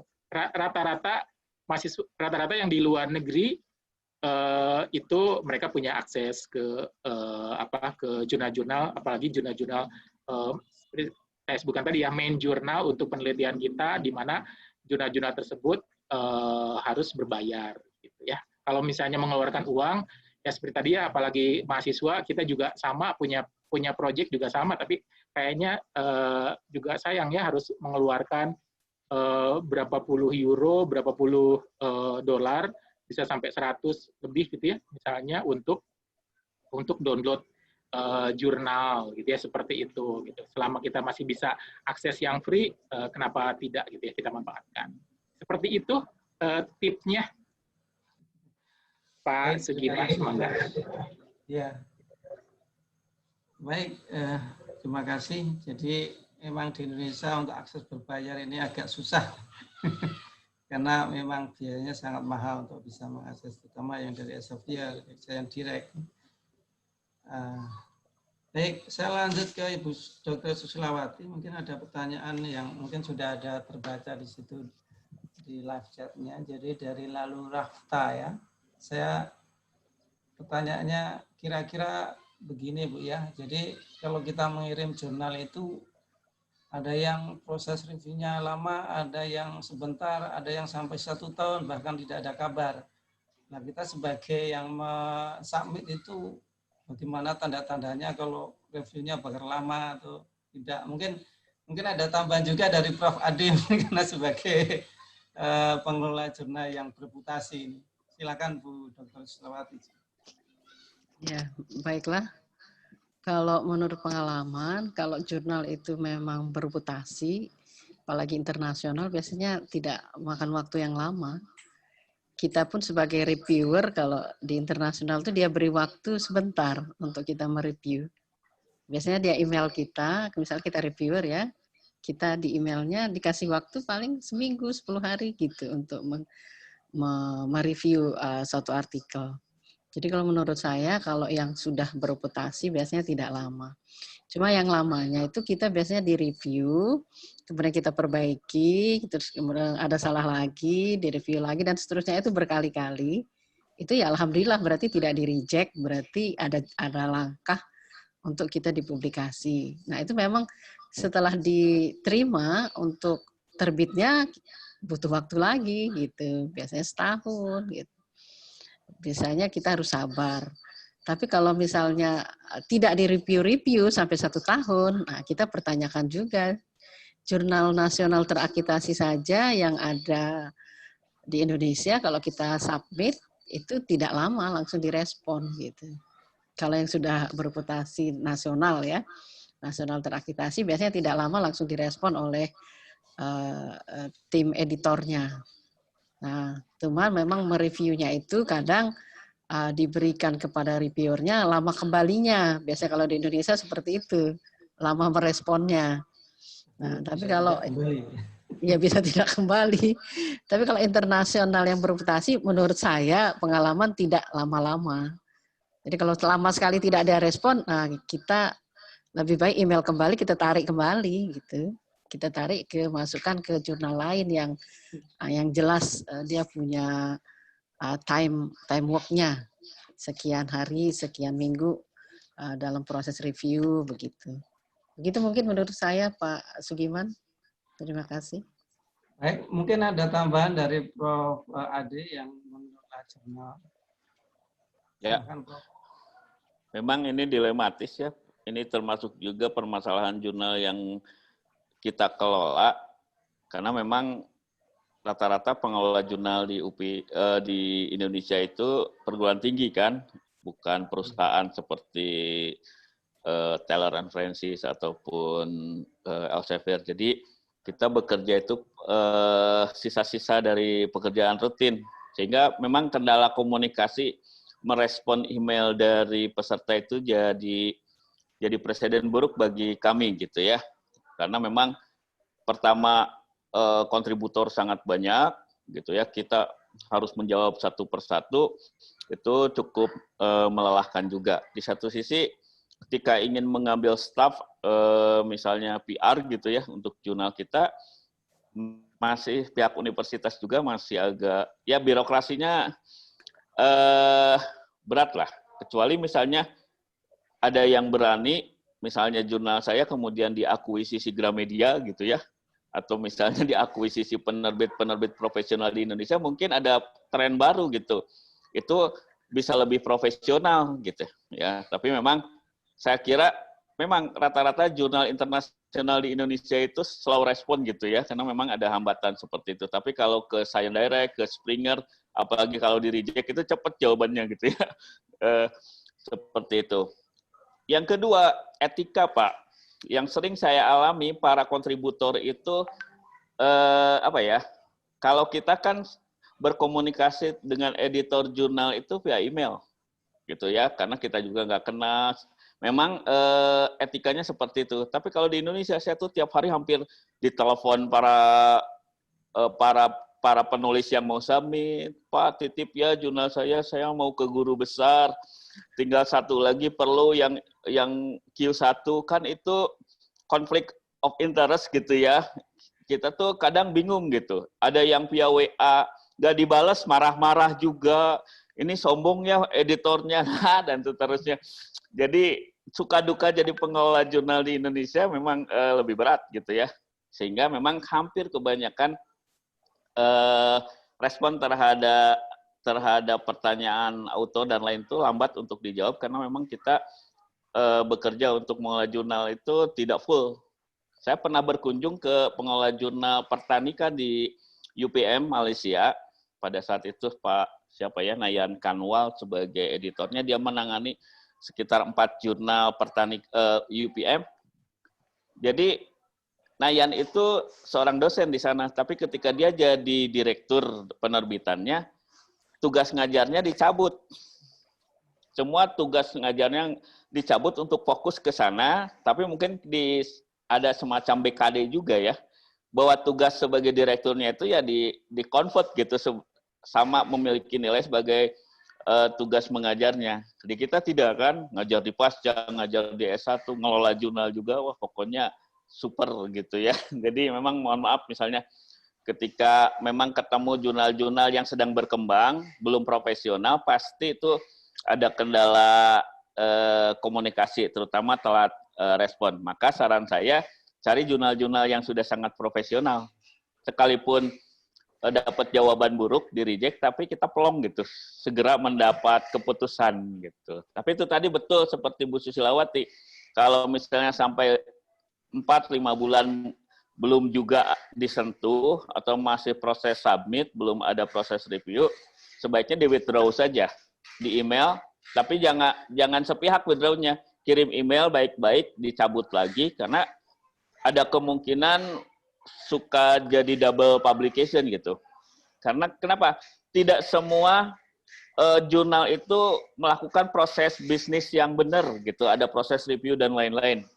Ada kasus teman minta withdraw di satu jurnal, ya. Kemudian submit ke jurnal Rusia. Jadi karena ketidaktahuan dia pas sebar naskahnya ke berbagai jurnal gitu ya. Mana aja yang nyangkut, itu etika yang jelek. Harusnya satu aja fokus sampai nunggu keputusan. Ini disebar, tiba-tiba jurnal di Rusia itu tidak melakukan proses review apapun, tapi terbit gitu. Kemudian terbitnya berbarengan dengan jurnal yang lainnya, dengan paper yang sama, itu kan bahaya ya. Secara etika oleh universitas juga dianggap sebagai pelanggaran, itu bahaya juga gitu ya. Jadi hati-hati. Makanya semua dosen itu ya di Indonesia itu harus dilengkapi kemampuan memforensik jurnal. Karena apa yang terjadi? Banyak sekali dosen-dosen yang karena tidak tahu terperosok ke jurnal-jurnal predator. Itu kan banyak jebakan-jebakan ya. Nah, itu penting. Setiap universitas itu bikinlah pelatihan bagaimana memforensik jurnal biar teman-teman itu nggak habis energi, nggak habis biaya, dan terperangkap ke jurnal-jurnal predator gitu. Itu Pak, sedikit tambahan dari saya. Terima kasih. Oke, baik. Sekalian ini ada pertanyaan dari yang peserta yang lain. Jika paper yang ditulis belum banyak diteliti sehingga referensinya tidak up to date, apakah peluang reject-nya tinggi? Itu pertanyaannya Prof. Adi.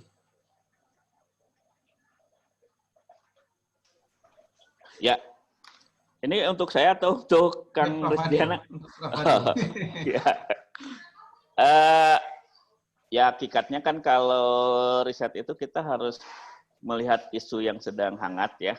Taruh aja ketika ada fenomena COVID-19, tiba-tiba kita nulis paper dengan isu COVID, itu peluang terbit cepatnya itu tinggi gitu ya. Saya sering menyarankan kepada mahasiswa ketika curhat bahwa paper-paper pendukungnya sedikit, bahkan tidak ada, sudah tinggalkan saja gitu rencana topiknya. Cari yang memungkinkan orang lain sudah banyak mengerjakannya gitu, karena nanti kita akan kesulitan melihat paper-paper pendukungnya, nyari nyari dukungan untuk mendiskusikannya itu agak berat gitu ya, sehingga ya kan yang namanya riset itu harus nyambung atau bergesekan dengan apa ya, current issues gitu yang sedang berkembang. Artinya kita harus betul-betul meriset dengan objek yang sedang hangat diteliti oleh peneliti yang lain gitu ya. Beda mungkin zamannya Newton, zamannya Einstein, ya tingkat originality dari temuan itu sangat tinggi gitu ya. Betul-betul karatnya itu 24 gitu. Tapi di era sekarang kan kita tuh riset mungkin memberi tambahan delta sedikit dari hasil temuan yang lain. Jarang ada yang ditemukan riset yang pure original, mungkin ya potensial mendapat Nobel gitu ya. Tapi untuk kita sendiri ya bisa mengevaluasi diri biar mempermudah mencari referensi, sebaiknya cari topik yang relevan dengan kepakaran kita tapi yang sedang update gitu, yang sedang ramai dibahas. Karena sekalipun berhasil terbit, Pak, ketika kita bahas isu yang tidak begitu banyak diminati, tidak akan pula ada yang mensitasi gitu. Ya. Mungkin tahunan 0 aja citasinya gitu. Itu sedikit mungkin dari saya, Pak. Oke, baik. Terima kasih, Prof. Saya kembali ke Profesor Rizdiana. Jadi ada beberapa pertanyaan, mungkin saya jadikan satu aja, karena ada relevansinya. Jadi dari Bapak Samsul Hidayat pertanyaannya. Jadi apakah ada batasan sampai berapa jumlah kata maksimum yang bisa dikutip dari sebuah artikel? Ini mungkin tugas turnitin ya, Pak. Oke. Dan lanjutannya adalah tentang referensi. Jadi berapa tahun biasanya referensi itu dikatakan up to date? Iya. Oke. Tadi pertama tentang itu ya, jumlah kata mungkin ya. Kalau misalnya biasanya kalau yang saya pahami dari pertanyaan Pak Samsul tadi adalah misalnya kalau kita mau mesitasi misalnya teori dasar lah gitu, seperti itu, hukum Newton misalnya kalau fisika itu ya, apakah ditulis semua, mau berapa kata yang bisa kita tuliskan atau harus seperti apa gitu ya, seperti itu. Nah, pertama tidak ada pembatasan, tetapi walaupun tidak ada pembatasan, jangan lupa kalau kita mensitasi referensi atau paper orang lain dengan kata-kata yang sama, itu nanti ada yang kita sebut sebagai similarity, Turnitin ya, pakai dicek similaritasnya, itu kemungkinannya akan besar. Tadi Prof. Ade menjelaskan memang yang paling ideal itu 15% lah, 15% ke bawah ya, itu similaritasnya atau kesamaannya dengan yang lain. Otomatis itu menjadi pembatasan berapa kata, kalau itu maksudnya berapa kata ya, berapa kata, berapa kalimat kita harus bisa mengambil dari statement di paper itu. Kalau yang biasa saya lakukan dan saya sarankan kepada mahasiswa, misalnya kita melakukan modifikasi frase gitu ya, kalimat, modifikasi kalimat, walaupun itu tujuannya sama, itu akan mengurangi jumlah similaritas. Jadi intinya tidak ada pembatasan, tetapi memang pembatasannya itu ada di bagian similaritas. Ya, bagian similaritas nanti pada saat kita terlalu banyak mengambil statement-statement orang lain, terutama mungkin teman-teman yang penelitiannya memang ada yang sifatnya naratif gitu ya, narasi gitu, seperti itu, beberapa harus mengambil pendapat orang lain. Nah, itu harus diperhatikan nanti tingkat similaritasnya. Kalau pada saat dicek itu bisa rendah. Jadi sarannya lebih baik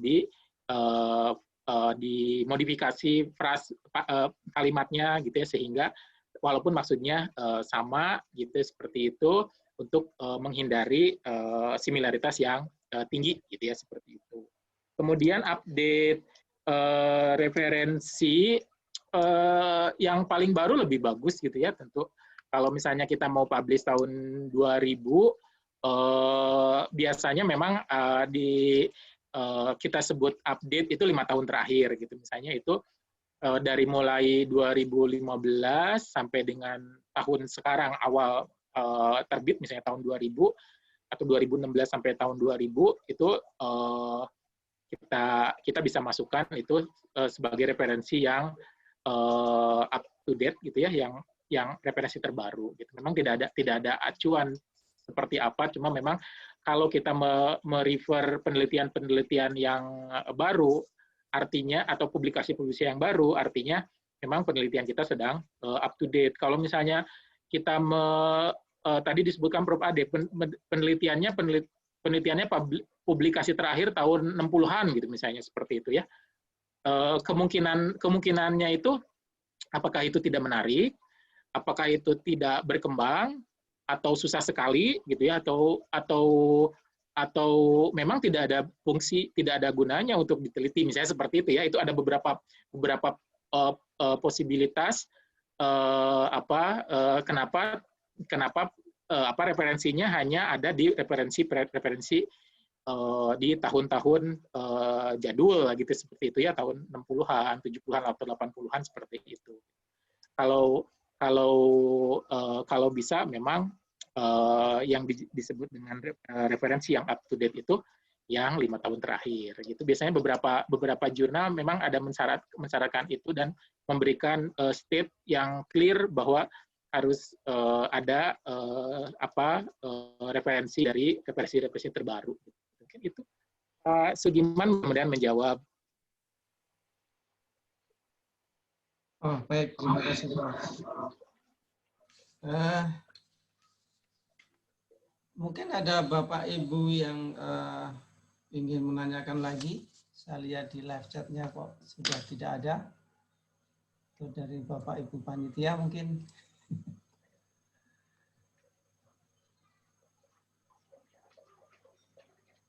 Silakan kalau ada pertanyaan lagi.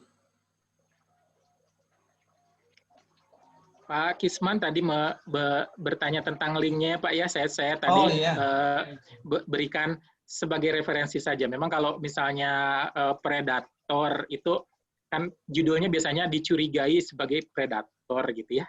Beberapa jurnal memang defend bahwa dia bukan predator dan lain sebagainya. Itu kita kehati-hatian saja. Bisa dicek kembali beberapa jurnal, beberapa publisher. Ada memang beberapa ada yang agak nakal ya, mungkin juga nakal. Itu harus dicek kembali. Saya bagikan itu listnya yang 2019 gitu seperti tadi ya. Mudah-mudahan bisa dicek kembali kalau kita mau publish atau mau submit paper kita. Baik, saya kira itu juga jadi pertimbangan tim Dikti untuk ini ya Pak, Prof, naik pangkat itu ya. Betul. Baik.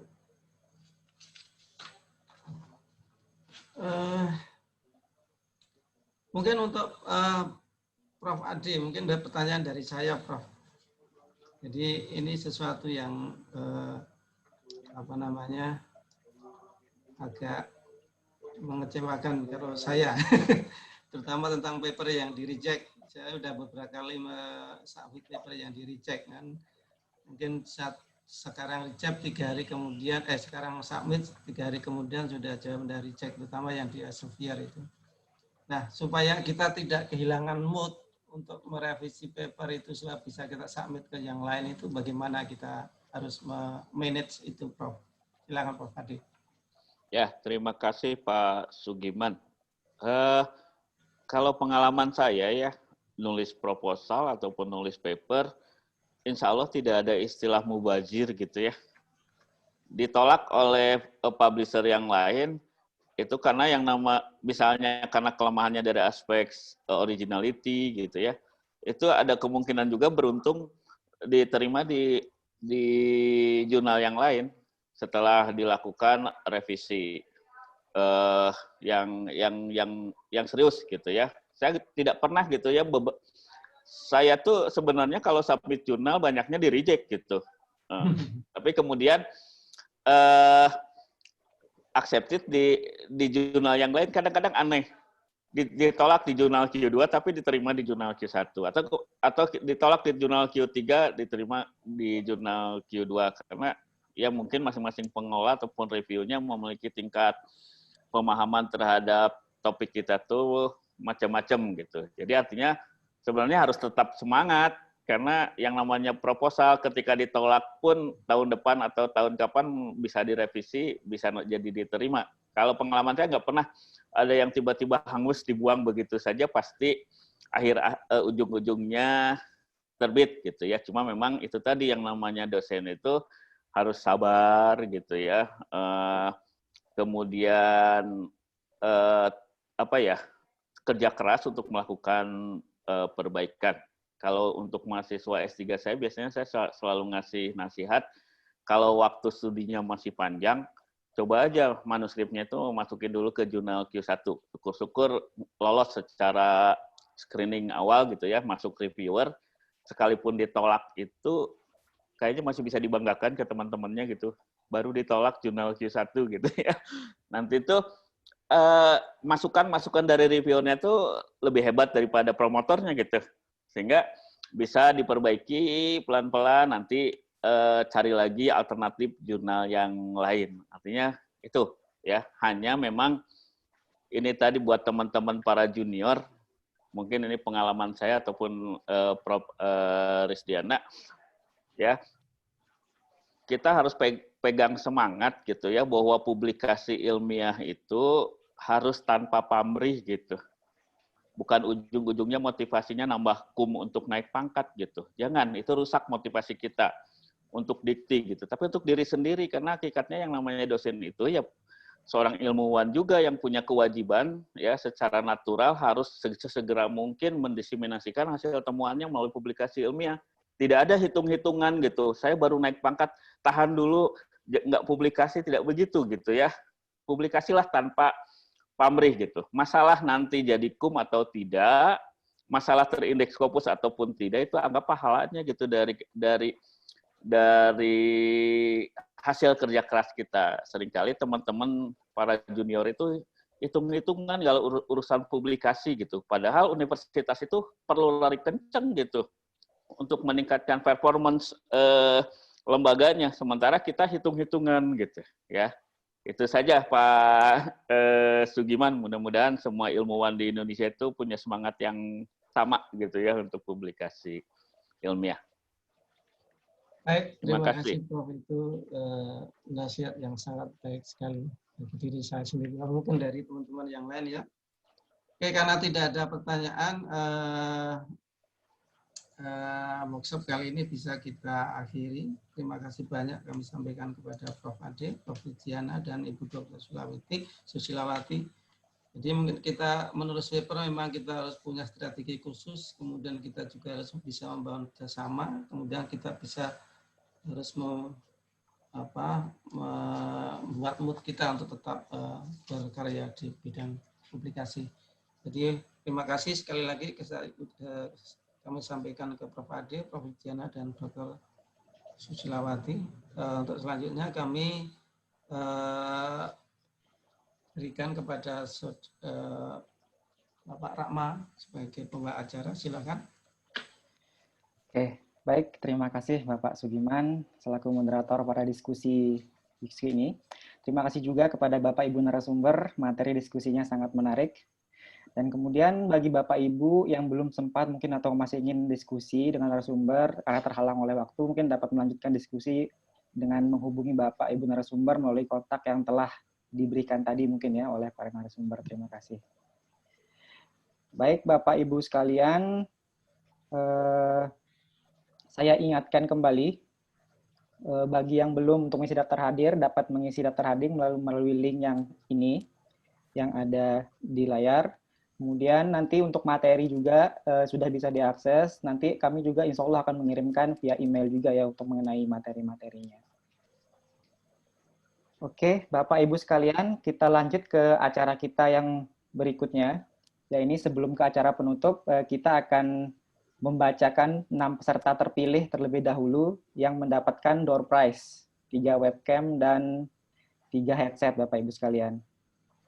Nah, baik, ini adalah 6 orang peserta terpilih, Bapak Ibu sekalian, yang akan mendapatkan 3 webcam dan 3 headset. Yang pertama itu adalah Bapak Ahmad Harjono, kemudian Bapak Muhammad Zuhdi, kemudian Bapak Samsul Hidayat, Bapak Hamidi, Ibu Husnul Fuadi, dan Bapak Syahrial.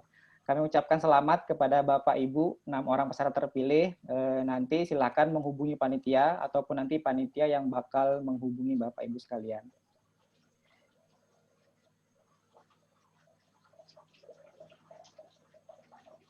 Baik Bapak Ibu sekalian, hadirin sekalian, tibalah kita di penghujung acara. Semoga ilmu yang kita dapatkan hari ini bermanfaat bagi kita semua. Amin ya robbal alamin. Atas nama panitia, saya memohon maaf apabila ada kata-kata atau sifat yang kurang berkenan dan kekurangan-kekurangan lainnya selama berlangsungnya acara ini. Terima kasih kami haturkan kepada narasumber, kepada Bapak Moderator, kepada rekan-rekan panitia, dan kepada Bapak Ibu peserta yang telah hadir di Zoom maupun di YouTube mungkin ya, yang telah mengikuti acara online workshop sampai akhir. Kami mohon izin pamit undur diri. Salam sehat dan sukses untuk Bapak Ibu sekalian. Wassalamualaikum warahmatullahi wabarakatuh. Waalaikumsalam warahmatullahi wabarakatuh. Terima kasih Pak ya. Ya, terima kasih. Terima kasih Bapak. Ya, sama.